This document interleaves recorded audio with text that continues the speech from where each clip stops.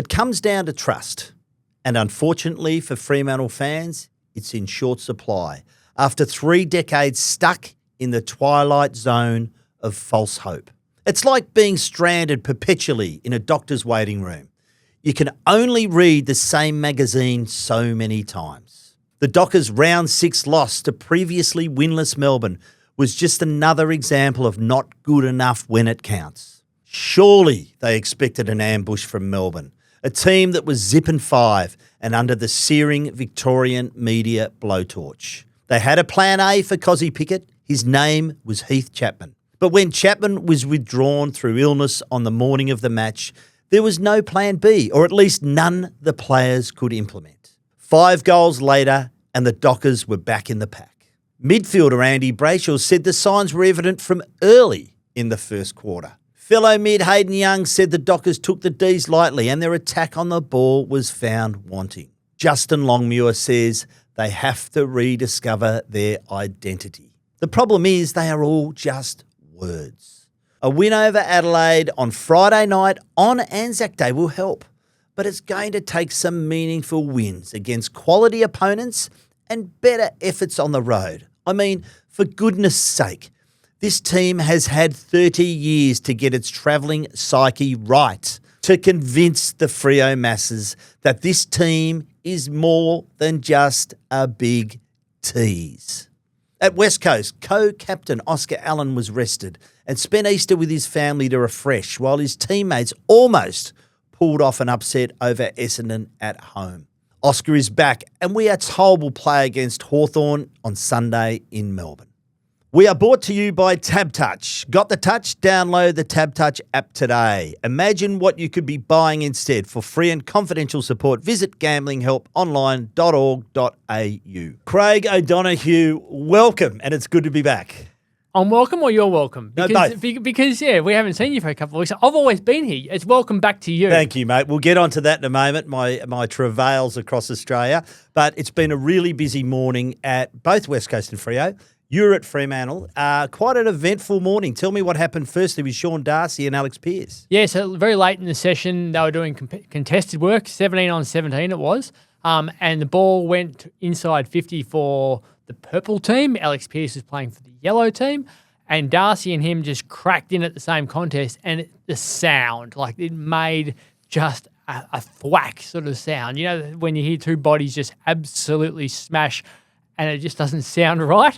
And Darcy reeled back and just shaking and with that, oh my God, what just hit me? And Pearce didn't reel. He just lay there and didn't get back up. And my first thought was that it was a head clash, and that made me really worried because if you've got the two of them smashing heads, then they're done for Friday for sure. But then Darcy reached for his shoulder and Pearce reached for his neck. So Darcy was able to come off quickly, just get checked, get his senses back, and then go back onto the ground. Pearce was taken from the field.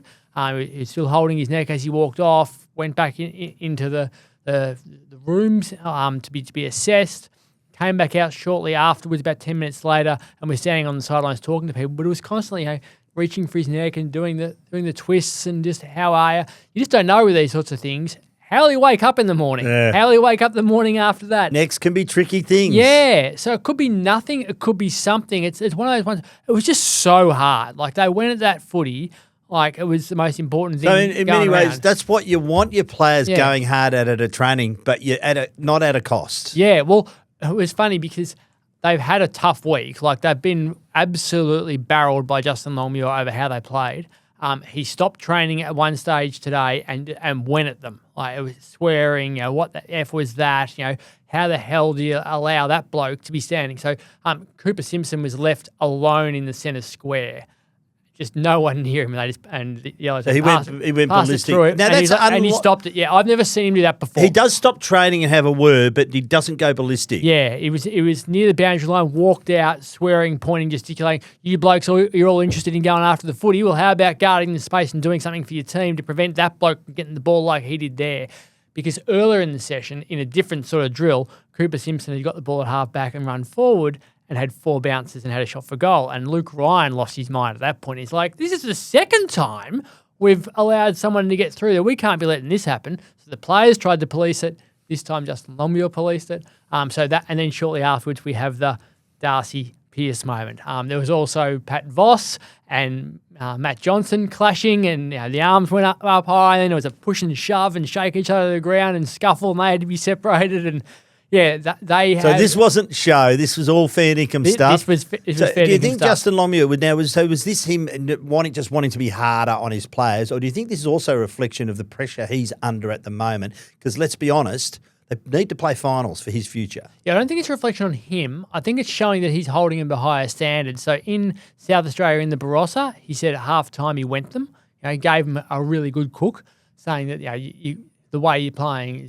is unacceptable. And they came out in the second half and they played a lot better. Then you go to Melbourne and they were poor. So he gave them a really good cook yesterday as well, showed some really challenging edits for the players during their review session, and then made it very clear today that what you're saying you're going to do and what you're doing are two different things. And I think he's well and truly saying, no, Mr. Nice, guys. You will do as you are told. So, we've got 6 days. Let's sort this out. Let me ask you about that. So Andy Brayshaw says the signs were there very early in the game. Hayden Young says he didn't think they were hard enough at it. Surely you're prepared for an ambush from a team that's zipping 5 and is under the pump from the Melbourne media like they've never been before. Surely you're prepared for the onslaught early. Why did they just not get up? I know you have a theory about travel and you can espouse that now, but how can you not get up for a game of AFL under those circumstances? So I reckon there's a lot in the fact that they spent the week in Melbourne. They were out of their normal living environment. They were out of their normal training environment. So they didn't have a genuine base to go from. So they play in, they travel from Perth to South Australia on the Friday. They go to Tanunda, which has been an hour out of the city for training on Saturday. They then play in the Barossa Valley on the Sunday, fly back to Melbourne. Pretty hot too, as you know. In Fly to Melbourne that night. Had Monday off, so there's a lot of Victorians in that team. So Sean Darcy went down to Barwon Heads, which is about an hour and a half away. Yeah, it's fair way, yeah. I know Andrew Brayshaw caught up with some family. Sam Switkowski told me he went out to Diamond Creek, which is out near where I used to live. About 40 minutes out of the city as well. So people got the opportunity to go and see family and all those sorts of things, which was great, which is fair enough. Day off, do whatever you want. But then they're at the Victorian Institute of Sport for training on Tuesday. Not a normal situation for them. Then on Wednesday, they're out at Melbourne High School. Then they're out at Melbourne. Wednesday at the MCG. Thursday at Melbourne High School. Friday at Melbourne High School. Gym work elsewhere as well. They're moving to different locations all the time. They're always in the same, going back to live with each other. They're at the hotel for food. They're at the hotel for socialising. Everything's at the same location. It's not like you go and make your own dinner and you go into the shops to buy your own food and you're living a normal sort of life. There would be a holiday feel around it, I reckon. Are they not used to that though, Cod? They've been doing it for years. No, not for 9 days they're not. So I reckon so you can easily get lulled into a false sense of security without realising it. And I think that's what can happen a lot of time, that there's this social element of everyone being around each other. And we saw some teams didn't handle the hub in Queensland and some teams did. Those who did play really, really well. Those that didn't got stuck into this it just hasn't really worked. We've seen Gold Coast come over here for 2 weeks. Didn't work for them. We saw West Coast go to GWS, be poor, then be really poor the following week after staying in South Australia for the week. We'll see North Melbourne come here and try it. We've seen other teams go to Queensland for a week in the build-up to the games up there and never really play well. So I reckon it's great in theory to say let's avoid the extra flight, but it doesn't feel like they ever handle being around each other so much that it becomes more social. I think you would detract from having your normal routine and you can be a little bit flat going in, because I don't think we've ever seen a team really do it all that well. Well, I'd say that the only Fremantle team we've ever trusted is that under Ross Lyon, 2013, 14, 15, that era, 2012 even. They didn't make any excuses. They made it happen on the road. They were an anywhere, anytime team. So why is this different? I don't think it's an excuse. I think it's something that they wouldn't have realised was happening until all of a sudden you go, oh, we're off here. Like when they were training at Melbourne High on the Friday, the number of people that were there, I haven't seen that many people at a Fremantle training session ever, apart from finals sort of stuff. Like there were hundreds of people at an away game in Victoria. Everyone had travelled over from gather round, or because it was school holidays, family had come in from everywhere, friends had come from everywhere, fans had come from everywhere. They were like, how do we get out of here? We've got to try to get back After to the hotel. dodging a pretty dodgy surface too, from all Yeah, reports. but like it had this had a festive feel around it at both the Gather Round and in Melbourne, and I reckon without recognising it themselves, they weren't ready mentally for a team that was bunkered down and copping it from all angles, and we are united and going to get our way out of this 0-5, and we're going to do whatever's required. And they just weren't ready for it because they'd had a different sort of week. I reckon if they had flown over normally, they might have been a bit more ready for it. Would have been, let's get over there and be really focused the entire time. And they've been back in Perth. I think that they were a little bit set up in that way without realising it was happening until it was too late. And once it got too late, which was late in the game, that was when they started playing. So two major talking points from the game. The first one is Cozzy Pickett. So plan A, when he was forward, was Heath Chapman. Yep. And then he would go to the midfield and there'd be a plan B there. Heath Chapman's a late withdrawal through illness. There's no plan B. Or the players at least didn't know there was. They didn't know. Well, they tried Luke Ryan at times. They tried Draper at times. Yep. But there was no real plan B of any quality. The players said we didn't know what was happening. And I know a fair bit of that was how they used him so well, quickly manipulating through the midfield into the forward line. But surely, as an AFL team, you've got to be prepared for all contingencies. And that's just not good enough. Yeah, well, we saw it with Dustin Martin when he was doing that, flipping forward all the time. What I found really interesting was watching Pickett play. I was trying to work out where he was a lot from the press box. And I said to Andy Brayshaw in the rooms afterwards, said, you started on him a lot. Did you have any idea what he was actually doing? It didn't feel like there was an obvious plan that he was going through. It felt like he could just do whatever he wanted whenever he wanted. So I'd look up and go, okay, he's a midfielder now. 30 seconds later, I go, I think he's a forward. And then all of a sudden, I'm saying, this is from an elevated position. No, I think he's back in the midfield again. So he was just flipping in and out. So suddenly you've got to go, Andrew Brayshaw's got to go, okay, you've got him now. And then Josh Draper's like, okay, I've got him. Oh, bang on, now he's back in the midfield 30 seconds later. Now who's got him? And he did it incredibly well, Pickett. He never stood in the one spot. Once he started midfield, it was like, I'll just go wherever I want. And if you don't follow me, then I'll be free. If you do follow me, you're leaving a big hole over there, and suddenly someone else is going to be free. So it was chaos, I reckon, out there. And Simon Goodwin, I asked him about it in the press conference. I said, how much license does he have to do whatever he wants in that situation? He said, we know what we've told him to do, but we want him to create that sort of chaos. And he was just flipping everywhere. And they're looking around going, well, who's got him now? Where's he playing? Well, best game I've seen him play since their premiership year, and not a bad audition. Yeah, if Fremantle are indeed to have a crack at him, which I think I think it's unlikely given he's got many years left on his tenure. Melbourne aren't going to let him and go. They're asking a lot of him, so he won't be going anywhere. But a nice little audition nevertheless. The other interesting point of the game was the ruck battle. Max Gawn, a fantastic game. Sean Darcy, not so good. Sean's still building though. He's only been a couple of weeks back in. You've got another theory on his body size, because he has dropped a lot of kegs. Dropped a lot of kegs. Do you think that's affected his ruck style? Yeah, I think it has. Like, he is a bustling ruckman. He's not Nick Naitanui leaping type ruckman. He is the stand still, hold your ground, plant your feet, wrestle really hard, win the hit out player. And he's been elite at that for a hell of a long time. I'm going to guess he's dropped 15 kegs. It might be less. It might be more. We don't know anymore, do we? Yeah. It might be around that mark.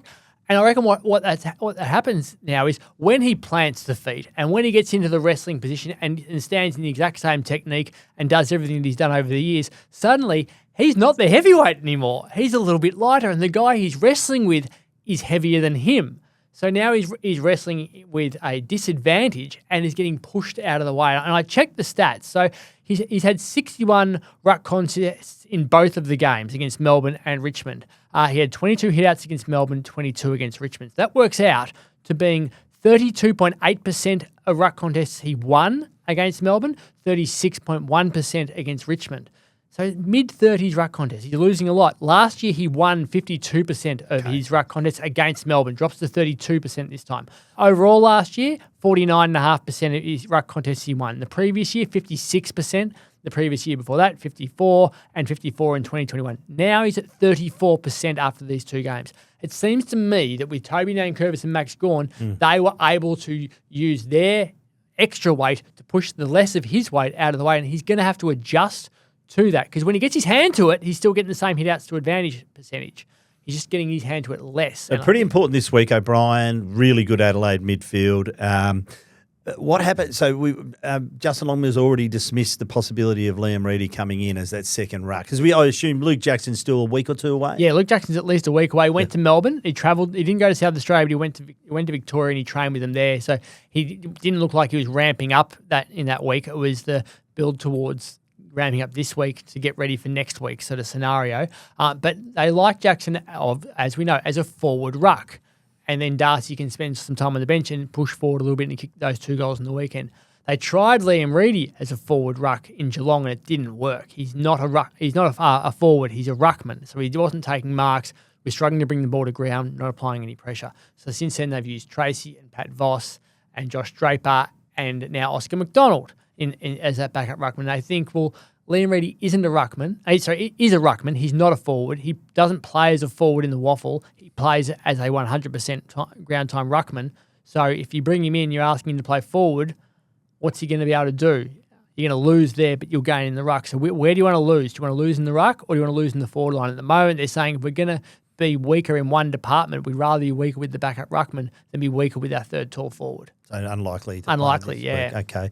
As a proud major sponsor of the Fremantle Football Club, Woodside has accepted the challenge of supporting local footy at all levels, from grassroots to greatness, so it can thrive throughout WA. Woodside, Australia's leading energy company. Cod, while you're at Freo, I was down at Mineral Resources Yes, what Park. did we see there? Well, I'll tell you what we didn't see for the first hour, for the hour and a bit of training was Oscar Allen.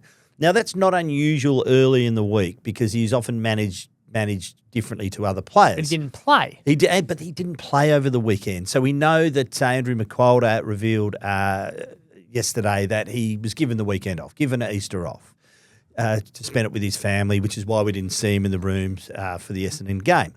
But to not appear today, I thought, well, hang on, what's going on here? But so we sought clarity from the club, and the club came back to us. And he, in fact, was at the ground today. He was just in the gym. He'd done a fair bit of running work on the Saturday, and he'd also met his goals yesterday. So, are you comfortable with him not being at the game against Essendon as the captain of the footy club? No, I would have liked to have seen him there. You can still have the weekend with your family and make an appearance. Yeah, I think that's a fair comment. Yeah, I mean, because it's unusual. I think he's been under a fair bit of pressure. And now many might say he's put that on himself. But I think it was get away from footy for a few days while you can, and it's the Easter break. So I think it was more about that. But I can't disagree with you in terms of I think it's not a great look. You're the co-captain of the club. I think you need to be there. Yeah, because he can see extra things that other people can't see when you're sitting in the grandstand, be down in the rooms just talking to the people. I can understand him saying needs a little bit of a break, but you got Saturday, Sunday, Monday. You know? And if you're not required to train in the build-up to it from captain's run, all that stuff, I just think you got to be at the ground, don't you? Like they would expect the 40th ranked player to be sitting there watching the game. I just think you need to have your captain, if he's not going to be playing, at least having some sort of show of support in the rooms and talking to people. So we asked Matt Flynn about it today, and he said, look, he turned up on Monday. He said he's one of the more vocal players during reviews. He sat through the review and was very vocal. So he did buy in, but there's no answer to the weekend stuff. I'm not sure why he wasn't there. I would have liked to have seen him there. Yeah, in a game. And it's not a bad game. I mean, they've basically been beaten by 2 points by your boys. It was a pretty good effort. They got the contest back on their terms, so they've won contested footy after being slaughtered the week before. Clearance is still an issue, but a lot to like about the Eagles in their performance at the weekend. So, yeah, I think it would have been nice to see him there. And especially when you consider, so that first quarter where they just blitzed Essendon and were dominating, we've talked a lot about their kids. It wasn't the kids that were doing the job then. It was Jake Quartermain having 7 touches. 4 goals in the first quarter. 6 marks, 4 goals in the first quarter. Jerry McGovern, 11 touches everywhere. Graham had 8 touches, 2 clearances. Baker, 7 disposals. Kelly had 5 touches, and they're up by 22 points. We've all talked about how great Hewitt was throughout that game. He was, yeah. He had 1 touch in the first quarter. Yeah. It was the leaders who put the stake in the ground and went, come with us. We're going to lead the way here. And that's what happened. The kids then went, oh, okay, now we feel pretty good about life. This is a lot easier when we're not expected to be the ones leading the way. The leaders stepped up, said, come with us, jump on our backs. And that's why I would have liked to have seen Alan in there at half time going, come on, boys. This is, get another head to get around and get people up, because that might have been the difference in the end. I think Hewitt's performance, certainly second half, was what we've been salivating over for a couple of years now. He's had no luck with injury, and so you need a run. You need some sort of symmetry to get you through. He hasn't had that at all. So he's getting it now, albeit it's been a small sample. But I think we saw the acceleration through the contest at the weekend, what he's capable of, and we'll add another layer to their midfield when he can do that over 4 quarters. I think he's still building that tank. That's so important for him, isn't it? That having that explosive player in there. You need. They've obviously got Harley Reid, who is just ridiculously explosive, but you need to have that extra person to come in and provide more support. And they've always drafted speed. You know, when you think about Chris Jard and Nick Naitanui and Luke Shuey, who have all been that explosive player out of the centre of the ground, and they tried it with Campbell Chester and it hasn't worked for them at the moment. But if you can get an Elijah Hewitt to be able to play with that explosiveness out of there alongside Harley, well, it changes your entire midfield mix. So Campbell Chester was out in the park today. I mean, he's been out the last few, but he's doing a little bit more ball work today than actual just running and fitness work. So I think that's something, maybe 3-4 weeks down the track, he might be available through the waffle. So that's good for them.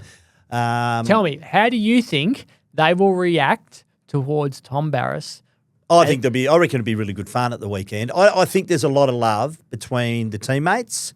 There may not be a lot of love as he left the club, Tom, given conjecture over contractual situations, etc., and the way he left, etc. But I think there's still a lot of love. Like, you don't fall out of love with your teammates, you fall out of love with the club. Yeah. Particularly those you've done the hard yards with. So I'm told, we asked Matt Flynn that today. He said, there's been no contact from me. He said, but I can't say the same about Gov and a few of his premiership teammates. I would suggest there's been plenty toing and froing this week. And I'm hoping, they'll go hard at it at the weekend, but I'm really hoping there's a lot of love out there, But so I look at it and go, Fremantle overdid it with Rory Lobb when he came here for the first time. That's not going to happen. And it was fights and all that stuff. That's and they lost their minds. They lost the game as a result. Other teams we've seen go really happy and really, nice. It can't be really nice, but it can't be over the top. No, like I think that's. I think they'll find the mix. They need to try to make life difficult for him. Yeah, for sure. Because if they don't, if Jake Waterman and Oscar Allen aren't making life difficult for Tom Barrass, he'll just take marks and do as he pleases. They need to get into his face early and try to get him a bit distracted, get the Hawthorn players around him distracted, and try to jag some extra goals due to that distraction. He can't at all, at the MCG, feel comfortable. They have to make it uncomfortable. It's at Marvel. Marvel. So which is sort of a little bit of a win for West Coast. I think Hawthorn handle that ground as well. I'm not expecting the Eagles to. I'm not expecting them to be competitive, but you would think Hawthorn win the game. Absolutely would. But it's not here where the crowd's going to be. No, it's not here either. So the players need to get into him to make sure he's a little bit. He can't be feeling like, this is just a normal game of footy. I'm actually looking forward to that contest more than I've looked forward to any, actually, in terms of player v player. So I think it'll be on for young and old once the ball is bounced. But I think pre and post siren, and I think there'll be a lot of really good banter out there. I'd almost tape him up. I'd almost mic him up. If you could do that. I reckon it'd be great viewing, don't you think? It would be great viewing, but it's only great viewing if they treat him like the enemy. They can't treat him like a friend out there at all. Their only chance of really competing with a Hawthorn, who are under the pump after a couple of losses now, is to absolutely make life difficult for him. This is the one chance to rattle someone. You only play against them for the first time once. Exactly. And when you don't get the home ground advantage, you've got to figure out a way to make it really difficult for that player. Yes, fair enough. Well, we'll get into the games in a moment, but I was going to say, before we get into the games, you need to tell us all about your trip, because we spoke to you. You did. As you were driving, you were halfway there, and you got your boys to do all the driving rather than you, and you basically slept in the back seat. Oh, well, I didn't sleep in the back seat. I was in the passenger seat. But they're learners. They're on, mate. They can't. No, you can't really relax when your kids are driving. But they did all of the driving across to Adelaide. But shortly after I spoke to you on this podcast, 2 weeks ago today, it was going swimmingly well. I think we were just out of the longest straight drive in Australia. It's 156 Ks, I think, without a turn. Shortly after that, we get through across the border. We're just out of Eucla, and we hit just a roadblock. There's a road train stopped in front of us, so we pull the car up. We look around the side. There's, as far as the eye can see, a road train. So it's a couple of Ks at least of road trains bumper to bumper. So we find out what was going, and sadly, Cod, there was a fatality way up ahead, a few Ks up ahead. A very elderly man drove into the back of a truck, and there's quite a bit of carnage up there. So we were told this road's shut until 4 a.m. And so all the camper vans were pulled into every square inch of picnic space you could find gone. Road trains weren't going to move. Everyone was just consigned to the fact we're stuck here. So we were like, what are we going to do? Yeah, we got booking up in Ceduna. So someone said to us, look, actually, you've got a plan B. Yeah, what's that? So they sent us back about 30 Ks to a telecommunications tower. They said, go to the service road to that and you'll see a service road. So basically, middle of nowhere, they said, we want you to go to the centre of the earth, just keep going into the Nullarbor Plain, up an old service road. This gnarly, jagged rock, fortunately we're in a four-wheel drive. We're about 10 Ks in and I was saying to the boys, you know, they weren't taking the Michael, were they? I mean, are we actually going somewhere we need to? And then a motorbike comes up, and a trail bike, and I said, hey, mate, are we heading in the right? Yeah, you're heading in the right direction. Just keep driving. So eventually we hit the old air highway. So there's bits of the air highway before it was sealed that have detoured. And this is the old air highway, which is unsealed but in pretty good nick. We hit that, 50 Ks we followed that for, as they suggested. And they said, just when you get about 50, hit the first service road you're fine and go back to the main road, which we did. And we popped up the other side of the accident. So we were back on the main air highway. Unbelievable. Took about 2.5 hours out of our day, and that meant that I had to drive 3 hours at night time, so which is pretty hairy. And I did break my plan coming back. So the boys again drove all the way from Adelaide to basically to Norseman. But we got to Ceduna and the boys said, oh, look, I really want to just get home now. So we actually drove from Ceduna to Perth. But what that meant was once we got to Norseman, it was night time. So I pretty much took the wheel from Norseman to Perth. And I got to tell you, mate, I am traumatised and will remain traumatised for the rest of my life about the illuminated devil face that is the Kenworth Grill at night. So they come behind you and bully you off the road. So I was going onto soft shoulders to get out of their way. Meanwhile, driving through the wheat belt while all this is going on, the gods decide to turn on the most scary fork lightning and sheet lightning show I've ever seen. It was about a K in front of us, according to the thunder, and we were driving right into the face of it. And I had to Google it just to remind myself of the Kevlar principle, which is you're safe in a car, pretty much, during a lightning storm. But we drove into this lightning storm, and I kept driving. And meanwhile, the trucks were. But you see the crest ahead, and you see the illumination, and there's another road train coming. And 50% of them, I'd estimate, just did not turn their high beams off. So you're just blinded by these high beams, these devil face illuminated Kenworth grills. And I got to tell you, I limped to Northam. Once I got to Northam, I thought, because 40 Ks is about too much on those narrow country roads with all these road trains at night. 20 Ks you can just manage. And I got to Northam and I said, this is a really tough, because Northam to Perth's no picnic. It is no picnic. I've struggled that last bit. I've never been so relieved to see the lights of Perth from Mundaring as I was when I pulled in at 2:30 a.m. You go down the hills to get here. Oh, it doesn't matter, mate. Anyway, crazy. That's my trip. But I will add, they're the end bits. But I had to gather round, immersing myself in the gather round as a punter, so not going for work purposes. I'm so glad I did it.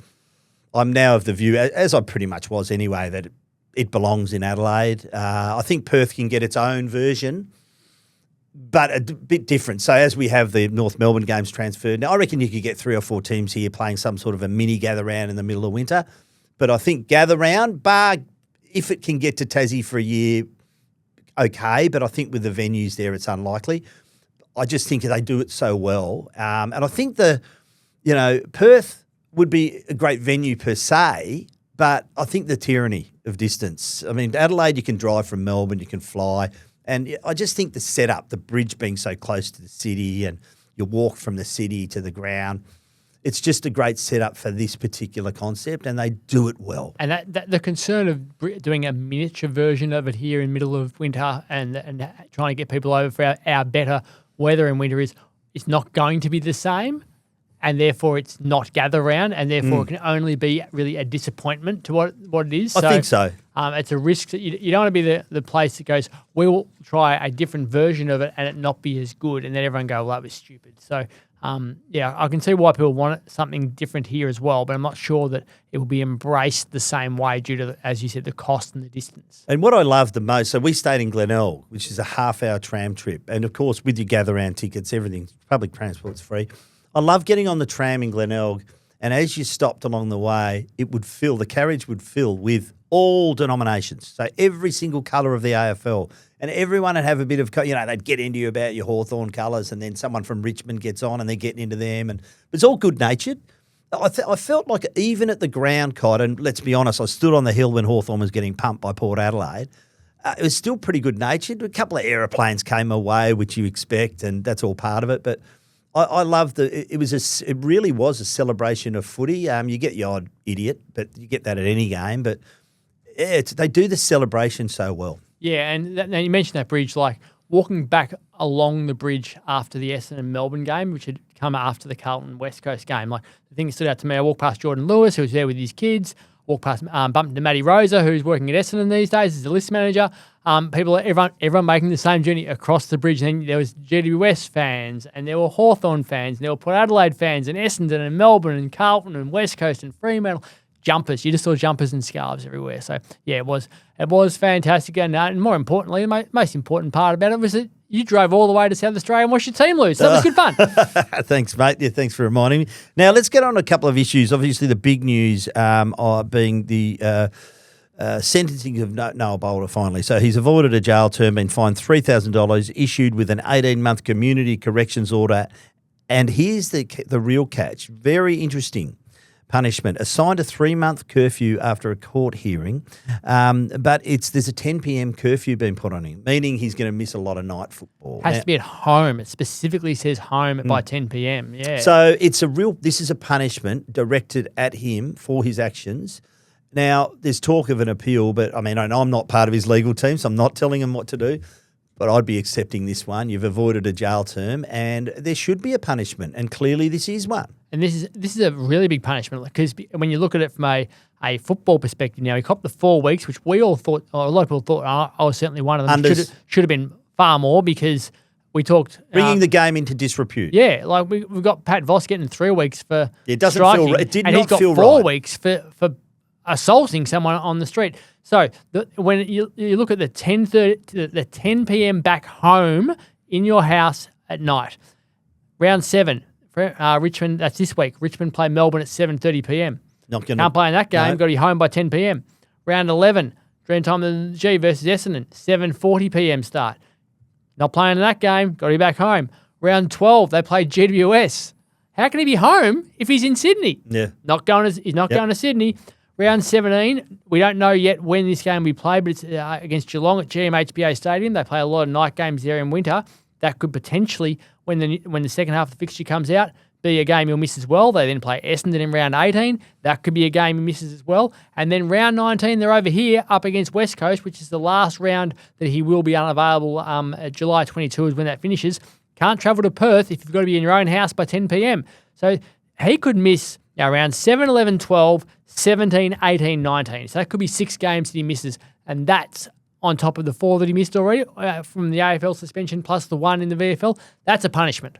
It is. I didn't like Damien Hardwick's commentary post-game at the weekend. Now, let's be honest about it.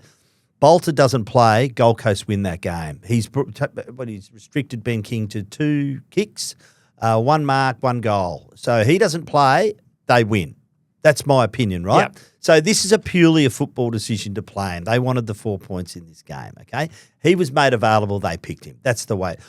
So I agree with you. I think the AFL needed to step in. 4 weeks was never going to be enough.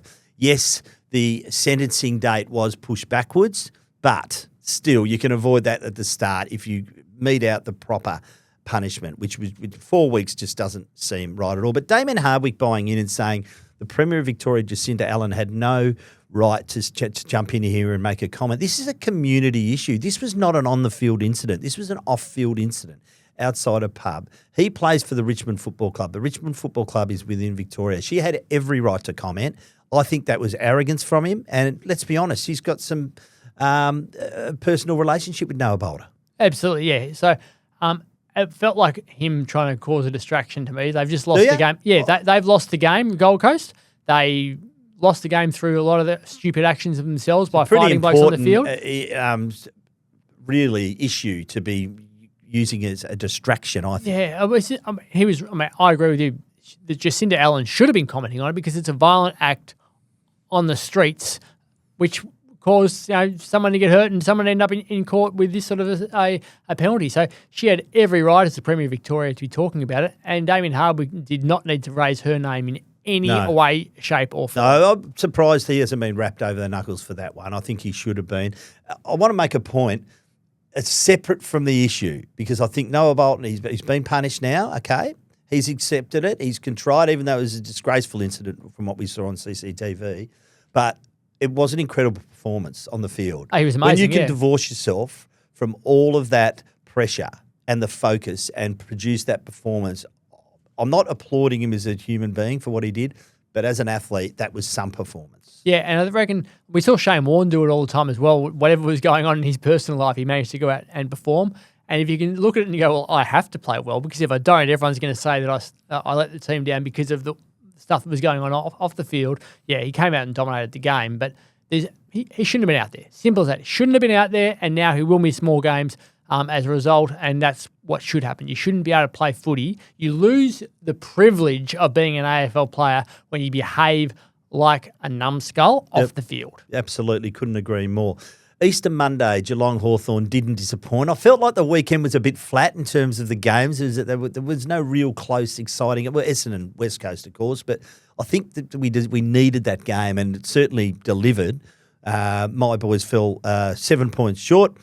I had the privilege when I was at Gather Round, first game was Adelaide v Geelong, and we had nosebleed seats, so we sat in them. The beauty of it was I got the behind goals aerial view of Geelong's defensive structure, and it was first class. And I came away from that game thinking, this team is so well drilled. We know he's one of the great coaches, Chris Scott. This team is so well drilled. But I also came away thinking, these players have a higher footy IQ than other players in the league. I don't think it's any mistake they're recruiting. They're just really clever, smart footballers. And I think Hawthorn, it was a close game, and I think we saw a bit of that yesterday. I will say, I thought if you're Hawthorn, 20, I think there were 10 defensive 50 turnovers. Like the kicking was terrible at times from Hawthorn. Pressure was elite from both teams, so there's a bit of that. But I thought to get within 7 points, I think all is not lost is what I'm trying to say for Hawthorn. I thought it was a pretty good performance given the football they coughed up, basically, and a couple of goals really were given to Geelong by Hawthorn. So I thought it was pretty good, but for me now, Geelong's right in the frame. If they weren't already, I think they're definitely one of the legitimate premiership contenders. Yeah, they're a gun team, always have been, always will be under Chris Scott. They recruit really well, and they're going to be a club which will you get to the point into the season, you go, oh, Geelong are back there again. What do you know? Yeah. Good club. I think Shannon Neal's done a pretty good job too. Of no one's going to replace Tom Hawkins, but Cameron's up there. I think Shannon Neal's done a pretty good job. So I think they're humming along okay. Connor Nash, what did you make of it? It's going directly to the tribunal. So we think it won't be 3. I think it'll be 4, which I think sounds about right until you consider it's the same punishment as Noah Balta received. Yeah, and that's where the problem lies. From an on-field perspective, it's worse than Pat Voss, and Voss got 3. Absolutely. So I don't think you can and it's interesting when you look back at Voss. I thought they mounted a really good argument in the tribunal that, Vlosten's going to play the next week, so why should it be 3 when nearly everyone else who gets 3 damages a person who then misses the next week? And the tribunal argued, well, it's only pure luck that he didn't play, that he was able to play the next week. A lot of players would have been concussed in that sort of a situation. But when you see how bad Graham Myers was when he was leaving the field, it's a horrible look, and it was just so reckless and sloppy and damaging and unintentional. I think we can accept that, but the action was still there. It was reckless, and it had the potential to cause.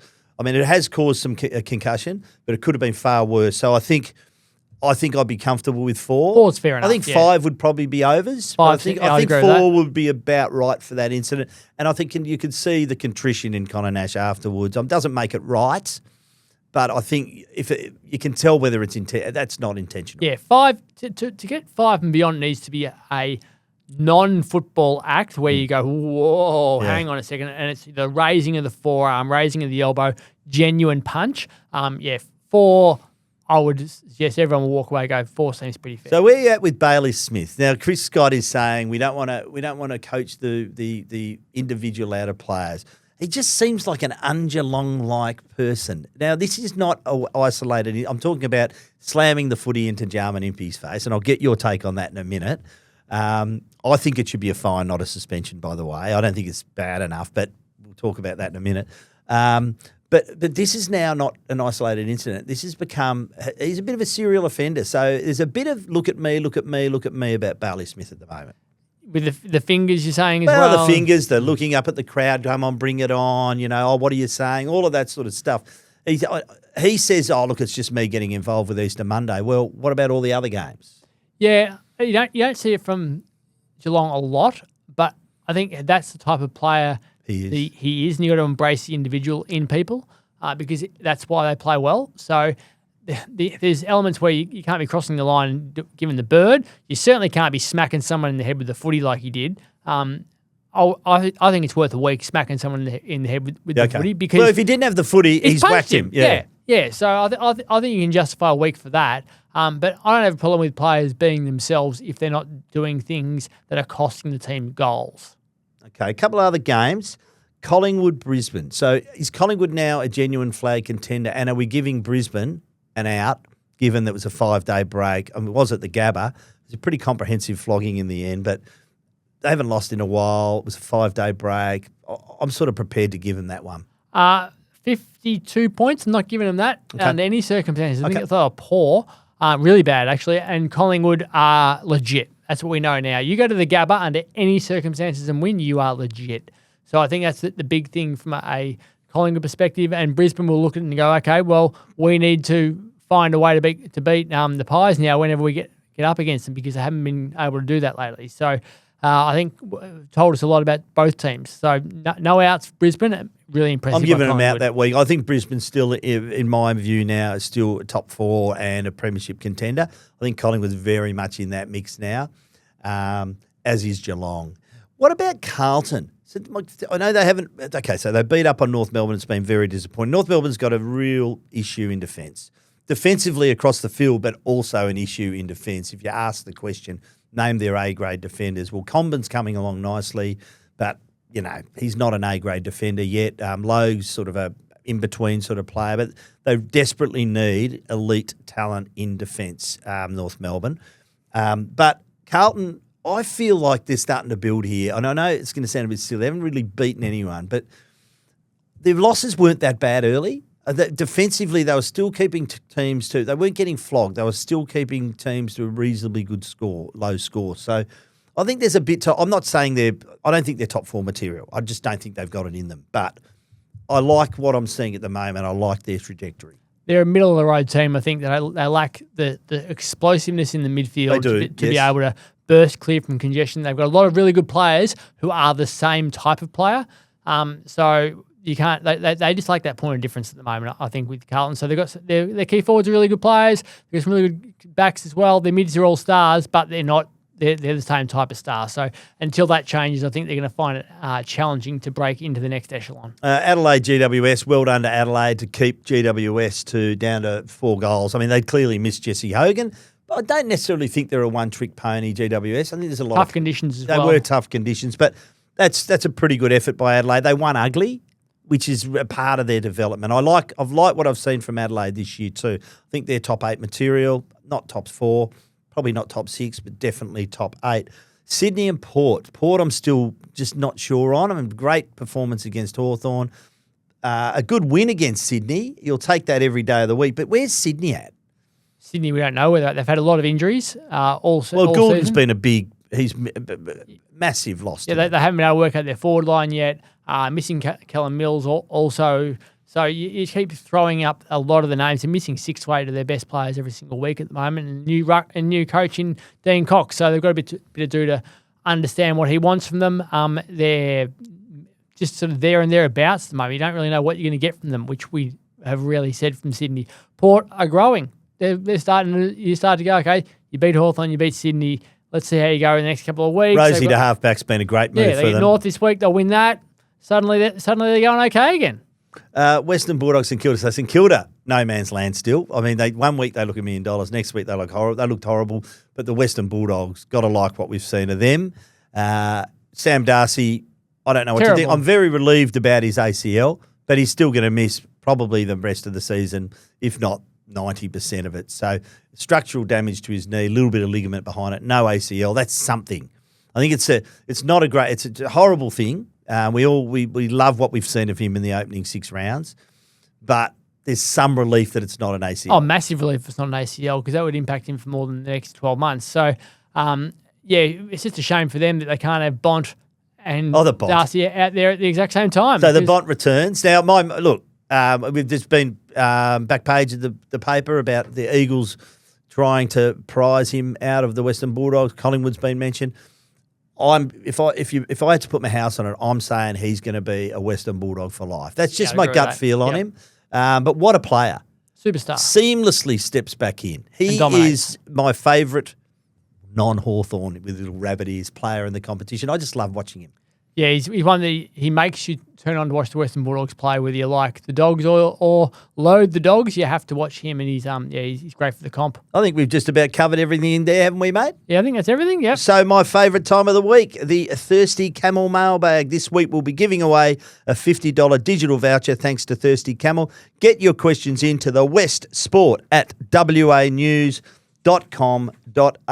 Please include your mobile number at the bottom of your email, as we will send you a digital voucher if you're a weekly winner. Thank you for all your mail. Please keep them coming in. This one from Bob Sacamano. One of my favourite Seinfeld characters. Bob says, when Oscar Allen plays at home for the first time since the Sam Mitchell news broke, what kind of percentage of Eagles fans at Optus Stadium do you guys think will boo or jeer him? What would be your advice to fans about how they should feel about the whole thing? Okay, I'll give you some advice. Don't boo one of your own players ever. I think we saw it with Essendon, with Mackay. I hated it.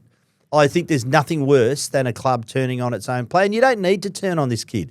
He's given you nothing but great service. So that's my advice. I'd be shocked if anyone boos him. Yeah. Absolutely. That's not their style, really, is it? Not their own. No, it's just not something we've seen. Mackay, I can see how it built towards that, because he's not an Essendon person yet. He's come from another club, come in, disappointment with how he's performing, all that sort of stuff. It's a totally different scenario to your captain who's been at the club since he's 18. So I'd be shocked if West Coast fans boo him. They can be annoyed at him. They can ring talk back and abuse him. They can go online and say how upset they are. They do. And they do. But I can't see that ever becoming booing him during a game, because you're there to support your team. Yeah. I'd be shocked if they went down Let's that path. Absolutely hope not. This one from Budge from Inglewood. Is it just me, or do the Dockers always play opposition teams into form? Melbourne, first win of the season. Sydney, first win. Geelong, first win. Best possible start to the year. It was the first game. It seems like the Dockers get found out against the big dogs. Another year potentially wasted, or is this the Dockers at their best? We've covered a bit of this ground already. Yeah, no, I'm not prepared to say the Dockers are done because they lose to Melbourne. It's only round 7 coming up, they've got a tough few weeks. Like they've got Adelaide now off a successive 6-day breaks into St Kilda at Marvel Stadium, and Ross Lyon's tough to coach against at Marvel Stadium. And then another 6-day break before playing the Pies, and they get GWS. They've got a really tough run. Yeah, and they've got Gold Coast in that group as well. Like it's not going to be, and that's on the Gold Coast. They have a challenging run coming up now, because by dropping that Melbourne game when Melbourne aren't going well at all, that's one that you go, that'll hurt you later on. It's one you've got to get back. Yeah, they've got to find a way to jag one of these other ones along the way. Now, the St Kilda game might be that one, but with all these 6-day breaks in between, not that simple. One thing I will say about Freo, they've had no stability whatsoever. They've played 32 guys this year. Yeah, that's and more than the Eagles. More than the Eagles. Who are last and haven't won a game. More than anyone. Yeah. So I don't think they know yet what their best group looks like. There's a lot of experimentation. So here's the question. So this week, for example, O'Meara's out with a hamstring. Who comes in? Is it Erasmus, or do they go with Narkle, who's been really good in the waffle? Yeah, one of those two. Erasmus, I still don't feel like they trust Erasmus with what he does yet. have they seen enough of Narkle to trust him yet to come in over the top? I'm not really sure, but he'll give you some razzle-dazzle, which will add to the dancing feet of Shea Bolton. Oh, geez, he was good at the weekend. They need to, whoever they bring in, they need to have absolute faith will defend, because that's the big focus at the moment. Make sure that you will do the defensive work and head over the footy stuff. So if they trust Erasmus as that person, if they trust Narkle as that person, if there's somebody else they think can do it, then we will see. But they need to have someone who's going, right, I'm going to do everything that Justin Longmuir wants from them. Hey, Quarters, will the Glacier or the Broken Promises Stadium be completed first, or will fringe interest groups stymie both projects for Tasmania and Queensland? That's our regular contributor, Andrew. Well, Queensland, we know what's happening there.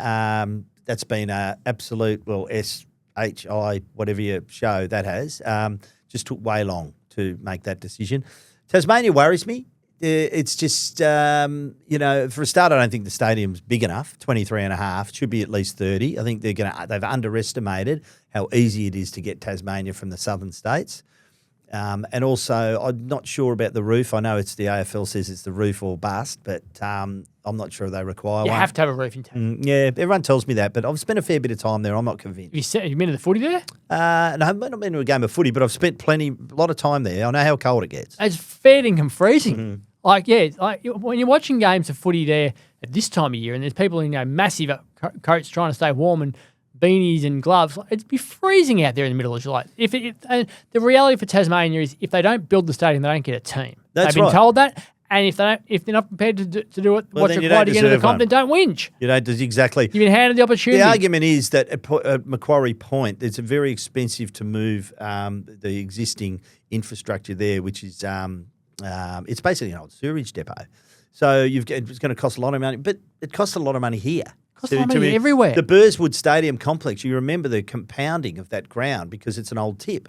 So it's just going to cost you. But I repeat what I've said a million times ad nauseum. This will open up your city. If you want to see what it will do to your city by building it really close to Hobart, CBD, have a look at the bridge from Adelaide to Adelaide Oval. It just opens up your city and everything happens from there.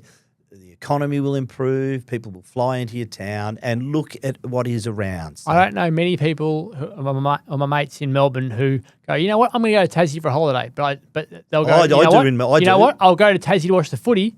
That's what they'll do. They'll go to Tassie to watch the footy. I used to go all the time to Tassie for a holiday. Loved it. A lot of people would much rather go north to Queensland or head over here or something like that rather than go to Tassie. But if you put the footy down there, then they'll go and then they'll have a good look around. They're losing everything if they do not. I couldn't agree with you more, Cod. Thanks for your mail. We have been brought to you by TapTouch. Got the touch? Download the TapTouch app today. Imagine what you could be buying instead. For free and confidential support, visit gamblinghelponline.org.au. Remember, you can watch or listen to this podcast on YouTube Music. Leave us a rating and a review, and don't forget to follow this podcast so you don't miss an episode. Cod, thanks once again for your magnificent insights and for your worldly presence, and look forward to talking to you next week. Always a pleasure, Quarters.